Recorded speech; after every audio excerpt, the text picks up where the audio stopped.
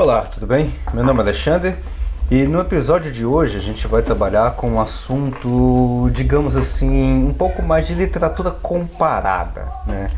Nós vamos ver aqui nessa proposição 9, a ideia da criação da humanidade no Antigo Oriente Próximo é arquetípica, não sendo, portanto, incomum para os israelitas pensarem nestes termos.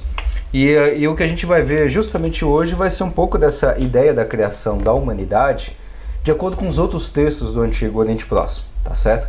Então essa vai ser a nossa conversa de hoje, ou a nossa conversa dessa proposição 9 do livro O Mundo Perdido de Adão e Eva, do John Walton, com participação do N.T. Wright, tá certo? Só relembrando aqui que aqui não é uma leitura comentada e nem leitura do livro, então não deixe de adquirir o livro, que o livro está muito bom, tem muitos detalhes aqui que eu não vou abordar, que o livro traz, e até detalhes muito mais, vamos dizer assim, melhores do que eu posso até poder colocar aqui. Então meio que dá para fazer um certo complemento, tá? Obviamente que aqui não faço nenhuma substituição da leitura do livro, é claro, tá? Bom, então, só relembrando alguns pontos aqui que a gente já trabalhou em outros episódios, do que é primeiro o Antigo Oriente Próximo, né? Isso acho que você já está bem familiarizado, mas apenas para a gente dar uma pequena revisão, tá? Uma revisão bem geralzinha, bem geral.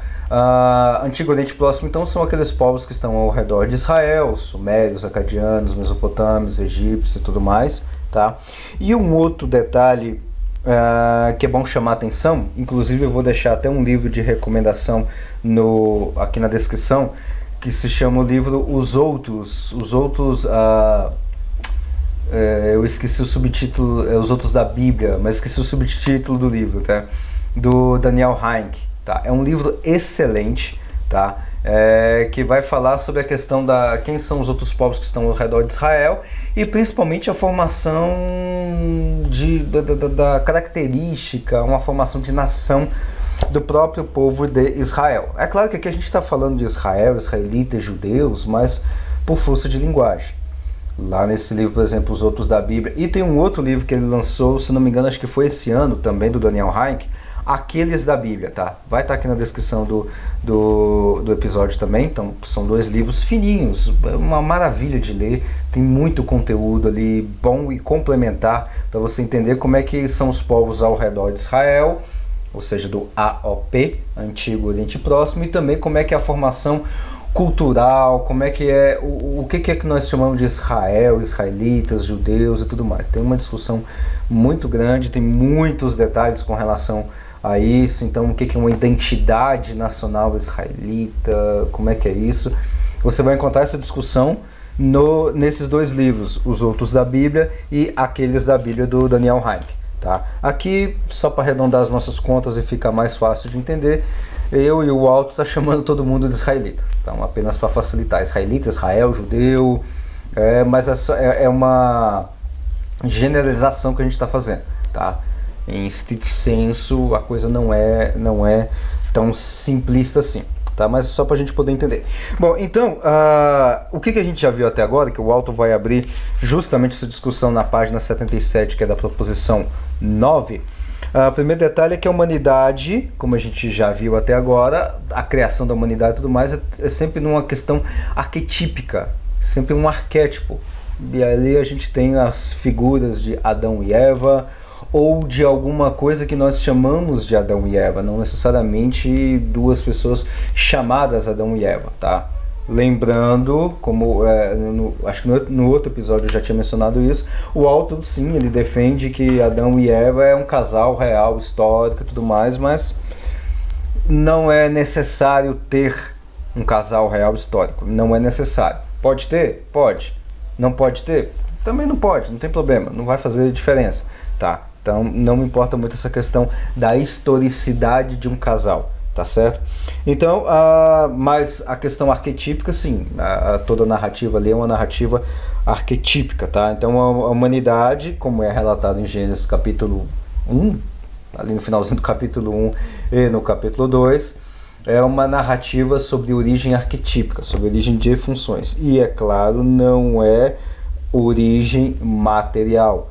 origem biológica, origem física, origem de carne e osso. Não.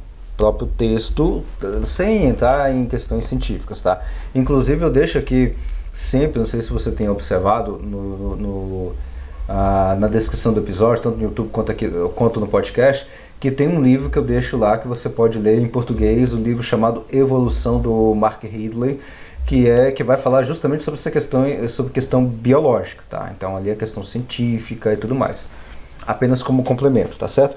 Bom, e aqui eu vou apenas citar muito rápido, o Walton detalha isso bastante aqui, sobre 11 obras literárias espalhadas por textos sumérios, acádios e egípcios, que fazem referência à questão das origens, entre aspas, né? Origens humanas, ou origens da humanidade. Então eu vou apenas citar aqui bem rapidamente, puxar alguns pontos aqui do que o Walton cita nessa proposição, apenas para você ter uma ideia. E antes de começar, o que eu vou falar aqui vai ser sobre de questão literária do AOP, Antigo Oriente Próximo.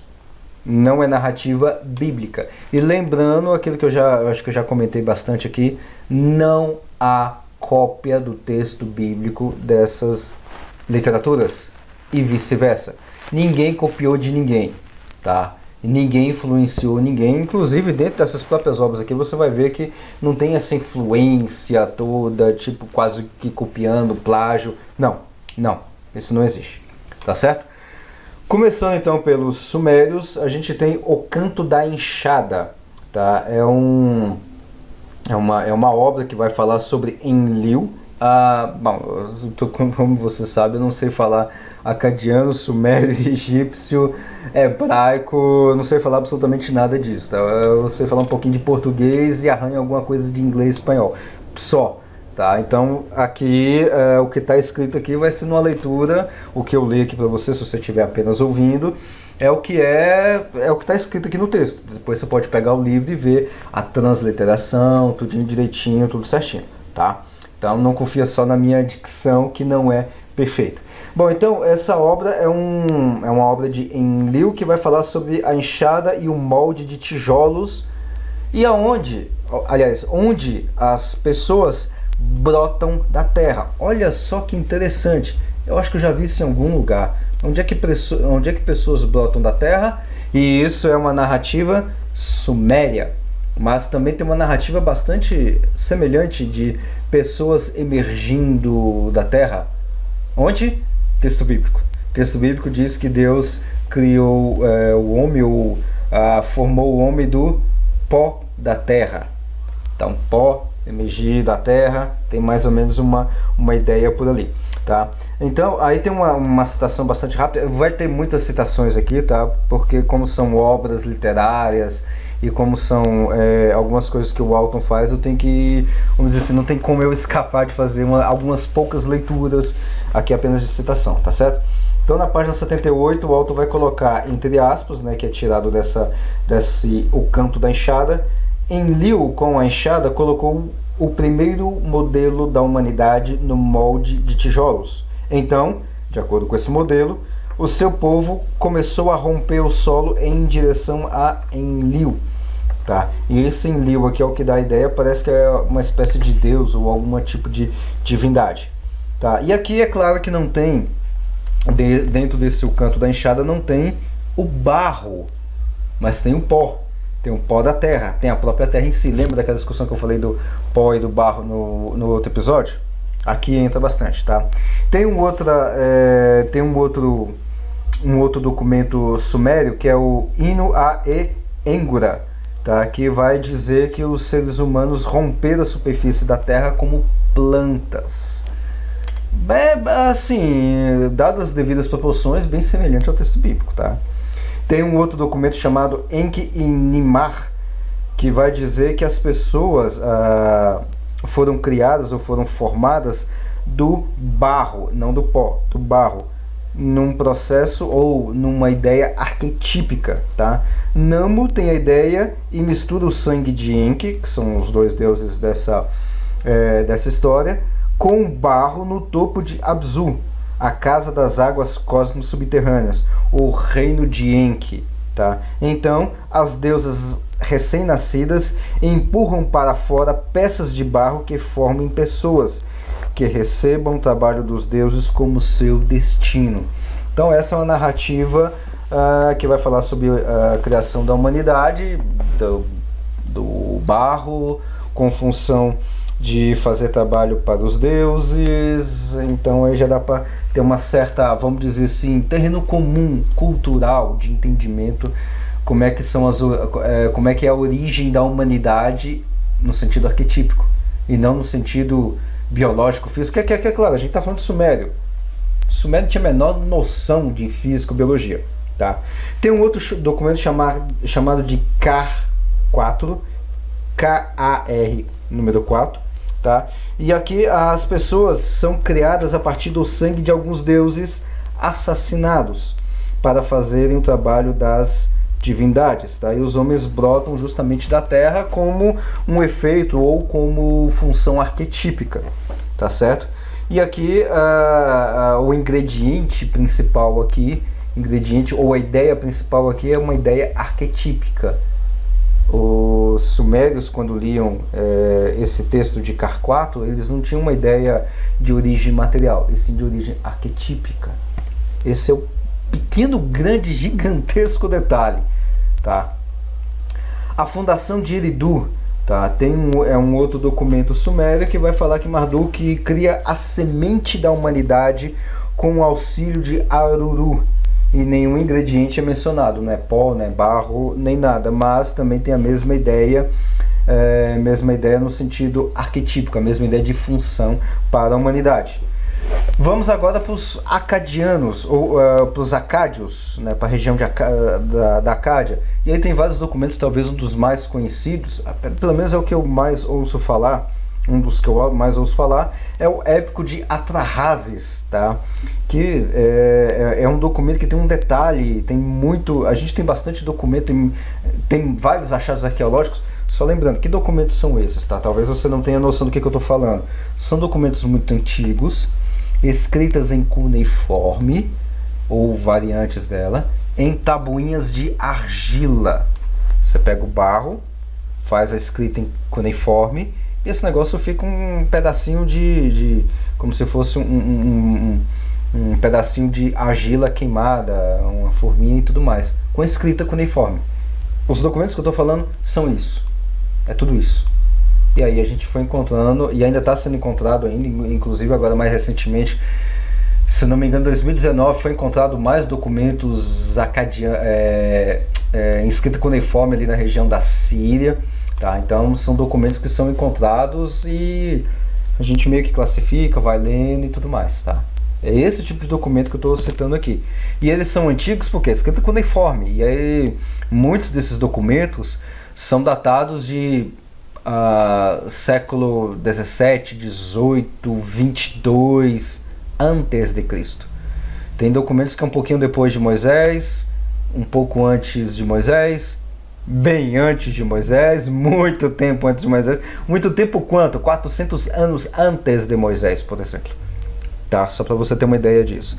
Então, Atrahasis é um documento, é um épico que tem muitos detalhes. A gente tem várias tabuinhas, até um pouco melhores na questão da escrita. Então, por exemplo, aqui o próprio Walton fala que tem a questão da origem da humanidade, tem uma coluna, que são feitas em colunas, né?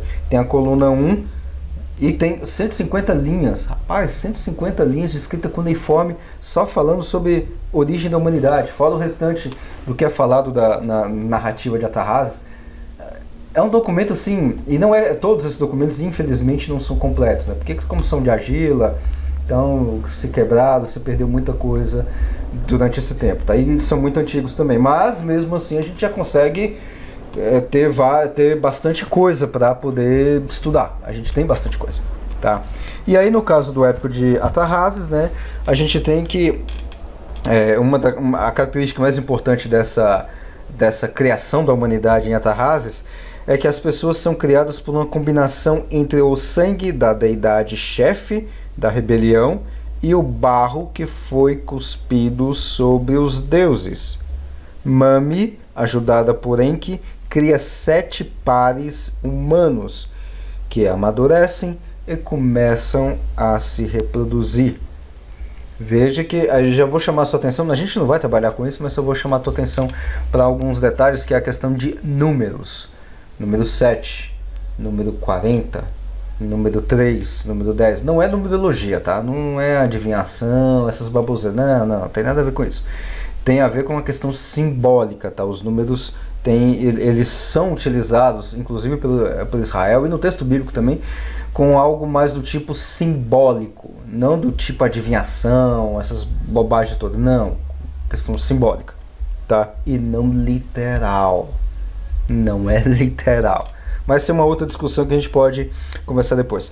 Tem um outro documento chamado Enuma Elish, tá? Inclusive tem até eu vou colocar o link de uma dissertação de mestrado, que eu gosto muito dessa dissertação, é um documento até bem completinho, tá? É uma dissertação de mestrado do Ivan Mir. Eu não conheço o autor, eu não conheço a situação que ele escreveu e tudo mais, eu só achei a dissertação dele, achei muito boa e utilizo ela como base até hoje. Então tá na internet, tá no site direitinho, publicado lá na faculdade onde ele defendeu, e é um documento bastante interessante que ele vai falar muita coisa sobre o mito oficial Enuma Elish, e com relação à questão de outras questões mitológicas, de criação da humanidade, criação da Terra e tudo mais. Então é um trabalho muito, vamos dizer assim, muito maior do que a gente está trabalhando aqui em questão temática, mas pode ser complementar. Eu vou deixar na descrição do episódio para você poder ler, está em português, então tá tranquilo de entender, tá? Então eu vou deixar esse outro material para você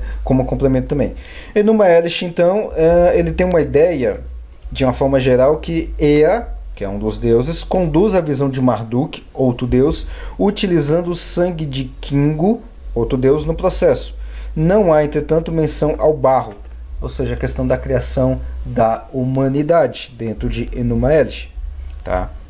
Não é texto bíblico, Enuma Elish.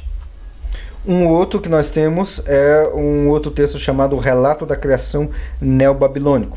Neste texto, a criadora Belet Ili, amante dos deuses, comprime o barro para formar uma figura sobre a qual impor o trabalho dos deuses, pois a hostilidade havia irrompido. Para pensar um pouquinho aí, veja onde é que você viu um negócio de comprimir um barro para formar uma figura.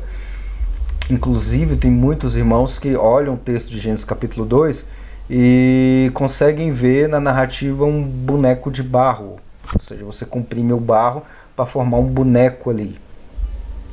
Tem uma certa semelhança, né?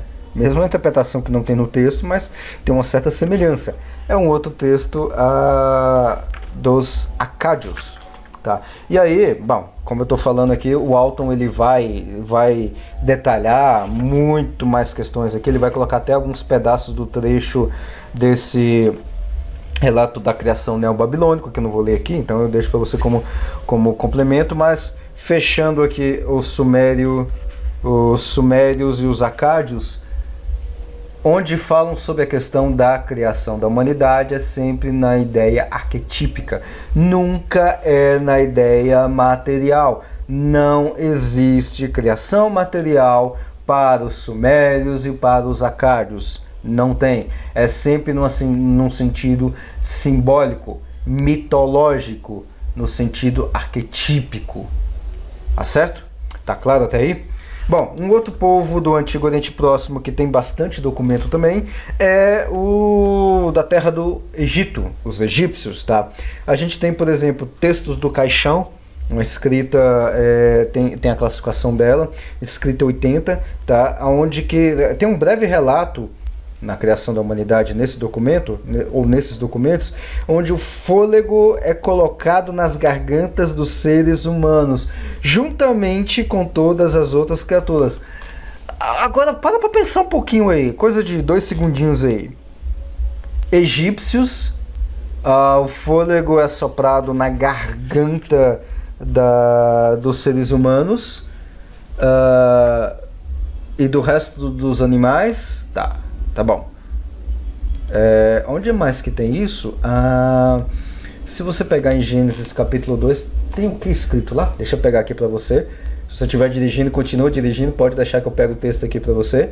Gênesis capítulo 2, versículo 7. E formou o Senhor Deus o homem do pó da terra, e soprou em suas narinas o fôlego da vida.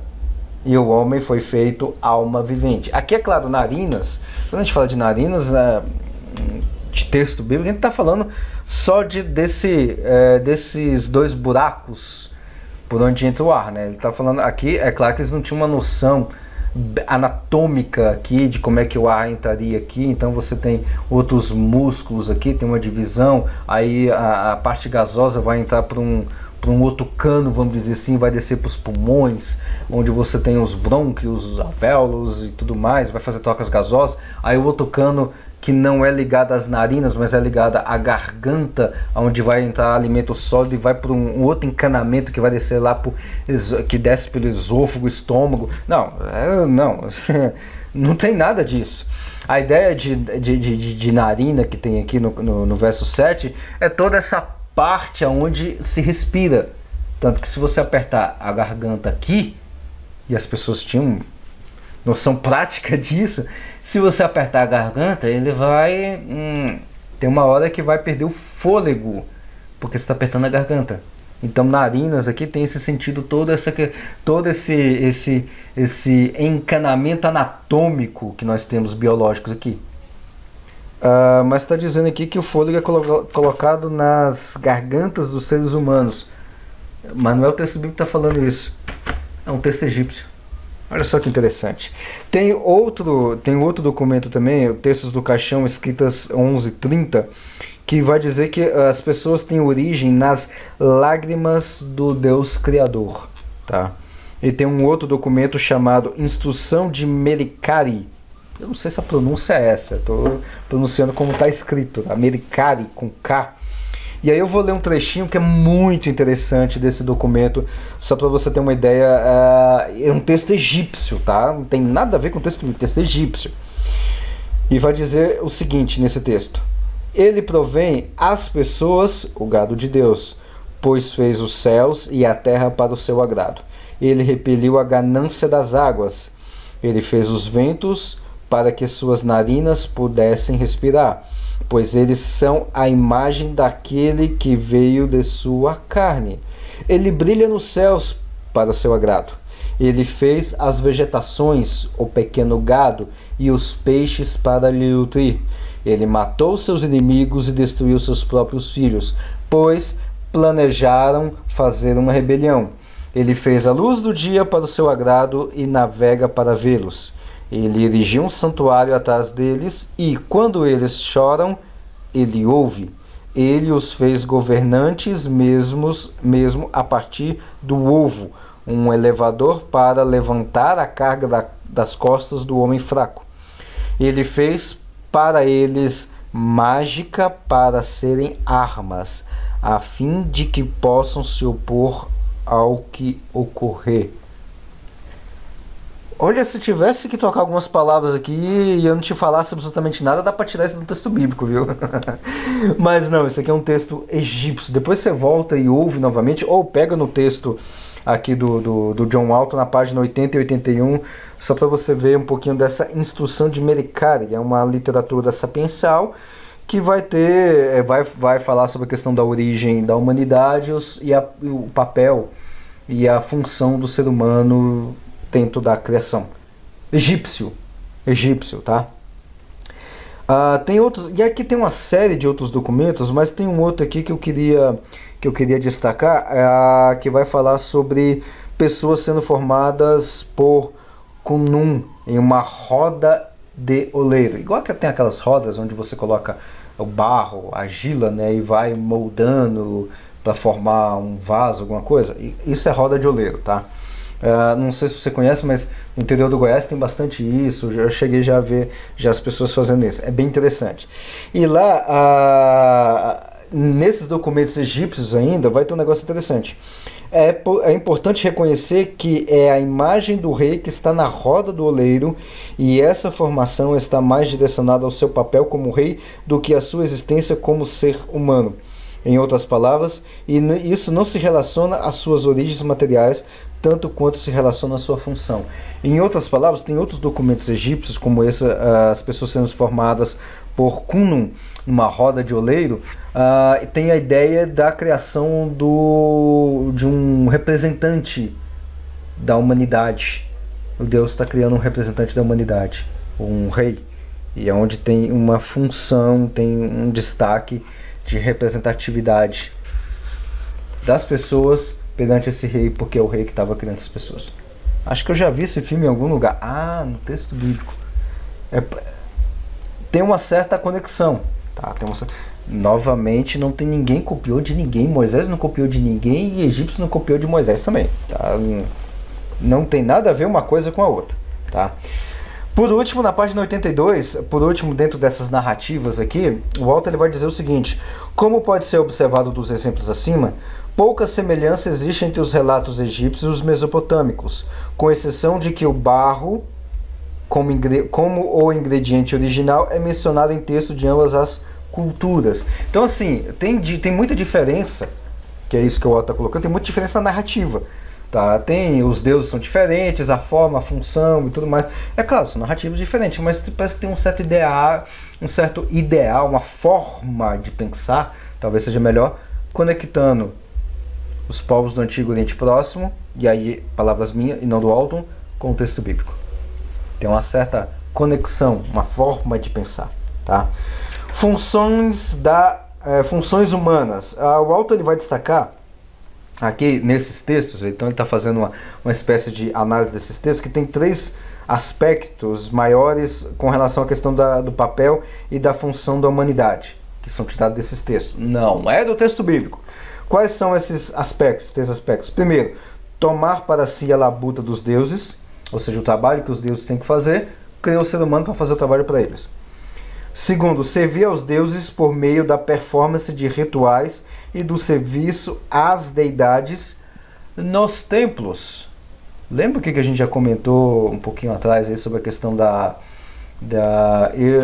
eu agora acho que eu devo estar misturando as narrativas que eu mesmo estou fazendo aqui nos podcasts, tá? Mas é porque tem uma outra série que eu estou falando sobre a criação da humanidade, que é paralela a essa, então tá junto, você pode acompanhar as duas, mas lá eu comentei um pouquinho sobre a questão da função da humanidade, função de Adão e Eva como sacerdotes. A gente vai ver, inclusive, isso um pouquinho mais detalhado, isso mais pra frente, mas tem uma certa conexão aí. E terceiro aspecto é serem a imagem da deidade. Lembra da Imago Dei? O negócio também tem aparecido com outros documentos do Antigo Oriente Próximo. E aí o Walter ele vai falar de um negócio chamado de a grande simbiose, tá? E aí eu vou ler no finalzinho da página 82, que está bem detalhado com relação a essa questão da simbiose.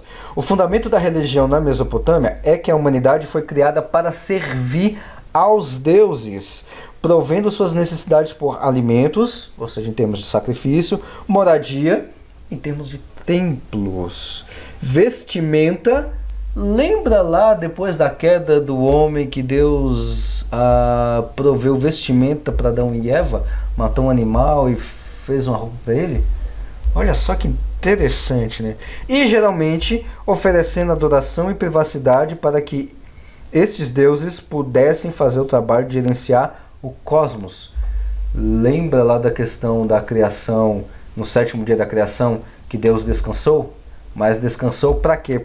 Não é no sentido de que ele deitou e dormiu e tô cansado, trabalhei demais. Não, no sentido de aproveitar a sua criação.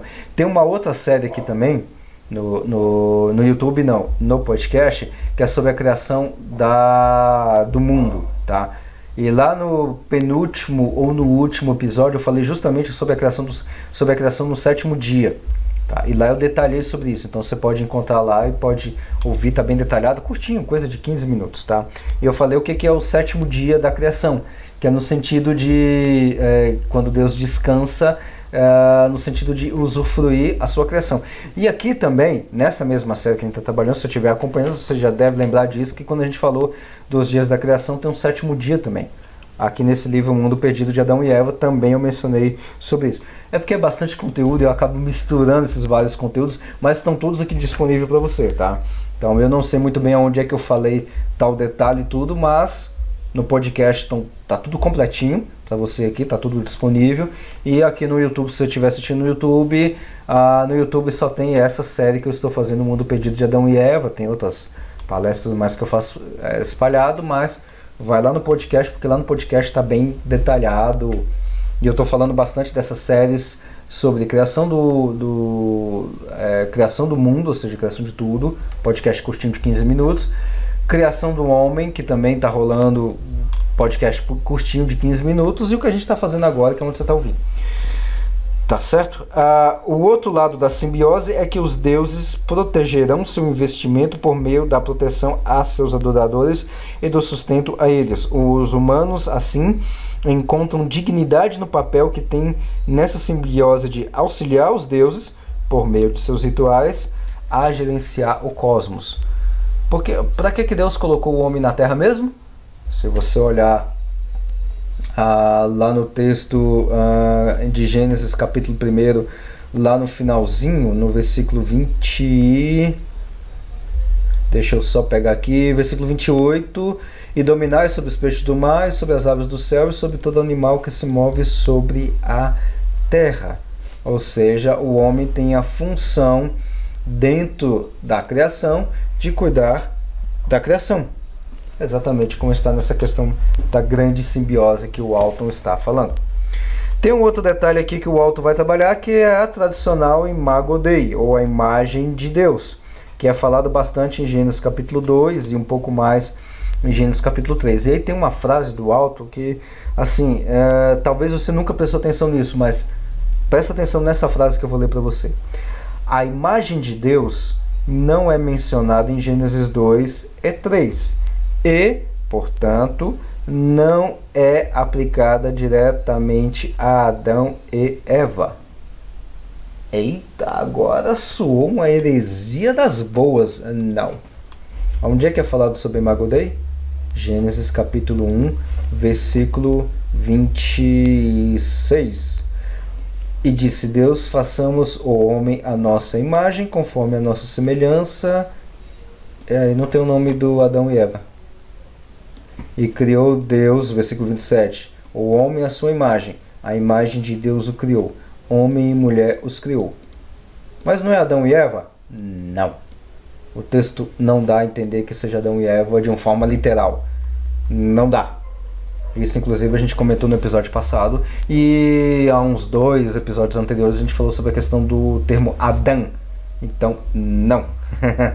Gênesis 2 e 3 não fala sobre a imagem de Deus, e também, por consequência, não vai falar que a imagem de Deus foi dada a Adão e Eva. E sim, a humanidade de uma forma completa. E aí tem 4 pontos que o Walton vai citar, que eu vou ler aqui para você. Primeiro, diferente do restante do AOP, a imagem de Deus na Bíblia aplica-se a toda a humanidade, não apenas ao rei. Lembra lá do trabalho de... do documento egípcio que vai falar que as pessoas são criadas por Cunum, numa roda de oleiro? Então, é só o rei. Não apenas ao rei, sendo as únicas exceções alguns breves comentários nas peças da literatura sapiencial egípcia, de instrução de Merikari, instrução de Ani, tem outros, mas em geral é para o rei, no AOP. Aqui na Bíblia é para a humanidade toda. Tanto que está aqui no versículo 27 do capítulo 1, o homem e mulher os criou, a imagem de Deus o criou, e Deus criou o homem à sua imagem, de uma forma geral, genérica, a humanidade inteira. Segundo ponto, na Mesopotâmia a imagem do rei serve como substituto por meio da representação. Na Bíblia também, olha só que legal. Na Bíblia, assim como na Mesopotâmia, o rei, como a imagem de Deus, é considerado filho de Deus e funciona em favor de Deus. Não tem nem comentários. Quarto ponto, no Egito, as imagens das deidades eram pensadas como contendo a essência da deidade e manifestando sua presença. E disse Deus, façamos o homem à nossa imagem, conforme a nossa semelhança. Tem bastante semelhança entre o texto bíblico e os textos e os documentos do AOP. Não é cópia, mas tem bastante semelhança.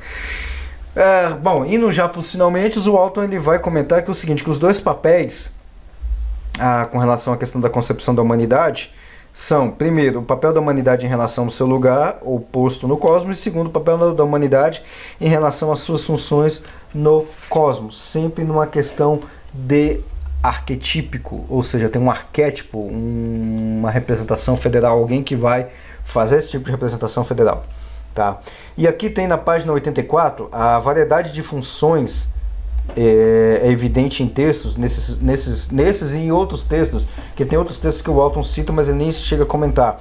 E aí tem umas categorias, são bastante gerais dentro do AOP, para a gente poder ter uma ideia, inclusive até para entender mais o texto bíblico, porque na realidade tudo isso que a gente está fazendo aqui é para entender o texto bíblico. Tá? O Walton não explicita isso, mas eu faço isso, eu estudo essas coisas com essa intenção. E é uma intenção direta, sem curva. Entender o texto bíblico. Se for preciso, igual eu faço, ler Épico de Gilgamesh, Atrahasis, aprender hebraico, cuneiforme. Eu não sei se aprender cuneiforme vai me ajudar alguma coisa, mas se for preciso, eu estudo cuneiforme, estudo tudo com intenção de entender melhor o texto bíblico. Tá? É isso que você tem que ter em mente. Vamos lá, quais são essas categorias? Primeiro, função no lugar dos deuses.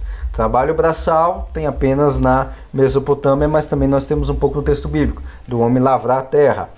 Função a serviço dos deuses, performance de ritual, ofertas no templo, Mesopotâmia, esse tipo de coisa tem na Mesopotâmia, no Egito e em Gênesis capítulo 2, versículo 15. Eu vou ler esse versículo aqui só para você entender. E tomou o Senhor Deus o homem e o pôs no jardim do Éden, para quê? Para o lavrar, para lavar o jardim do Éden, e o guardar o jardim do Éden. Então, função ao serviço dos deuses. E uma outra função em favor dos deuses, exercício de governo, ou seja, sobre a criação não humana ou humana. Papel da imagem na Mesopotâmia, também tem documentos egípcios e... Aí o Walton jogou aqui Gênesis capítulo 1 inteiro, que é onde a gente vai ver principalmente lá em Gênesis capítulo 1, versículo, versículo 26. E dominem, façamos o homem a nossa imagem e semelhança, tal e tudo mais. Para quê? Para que ele domine sobre os peixes do mar, sobre as aves do céu, sobre o gado e sobre toda a terra e sobre todo o réptil que se move sobre a terra. Numa ideia de governo, numa ideia de cuidado, de usufruir e de cuidar e também de usar, não dominar no sentido de destruir. Tá? Finalizando então, eu quero finalizar justamente aqui na página 84 com o último parágrafo que o Walton vai dizer o seguinte: portanto, podemos concluir que no ambiente cognitivo geral do Antigo Oriente Próximo, o interesse de todos os relatos atualmente disponíveis a nós, o que nós temos é o que a gente analisa, né? Vai quem conta mais coisa, é outra história. É o de elucidar o papel da humanidade por meio de descrições arquetípicas que caem em poucas categorias paradigmáticas que listamos acima, essas que eu acabei acabei lendo para você. Em resumo, resumindo o resumo de tudo isso que eu mencionei e que o Walton trabalhou com muito mais detalhes, a ideia da humanidade ou da criação da humanidade não é material. No texto bíblico, aí eu já estou indo para o texto bíblico. Criação da humanidade no texto bíblico não é uma ideia de criação material. E o aporte para isso nós encontramos na literatura do Antigo Oriente Próximo, que vai falar, ou que vai pensar, ou que está expresso o pensamento cultural desses povos, de que a humanidade tem uma origem arquetípica e não origem material. Tá certo? Então espero que você tenha entendido. Se tiver alguma dúvida, deixa aí nos comentários ou entre em contato comigo, a gente pode conversar, tirar mais algumas dúvidas e tudo mais. E no próximo episódio a gente vai trabalhar com essa ideia arquétipica. Sim, a gente vai trabalhar com um pouquinho mais de arquétipos e tudo mais, só que lá no Novo Testamento, e aonde tem a treta, as tretas de Paulo, falou do primeiro homem, não é primeiro homem, é arquétipo, não é arquétipo, como é que é isso? Primeiro homem biológico, não é biológico, quem é biológico, ninguém é biológico. Próximo episódio a gente vai ver sobre isso. Até mais. E se você gostou desse episódio e dessa temática, eu te convido a deixar aí nos comentários o que você quiser colocar como perguntas, sugestões de outros temas ou de outros livros para que eu possa trabalhar aqui, outras séries também, por que não, tá? Deixa o seu like se você estiver ouvindo pelo YouTube, se estiver assistindo pelo YouTube, se inscreva no canal, ative o sininho também para você receber todas as notificações. E se você estiver ouvindo pelo seu agregador preferido de podcast, compartilhe com sua família, com seus amigos, convide-os a participar também desses comentários que se tem aqui e também a deixar a discussão, outros comentários e até sugestões. Até a próxima!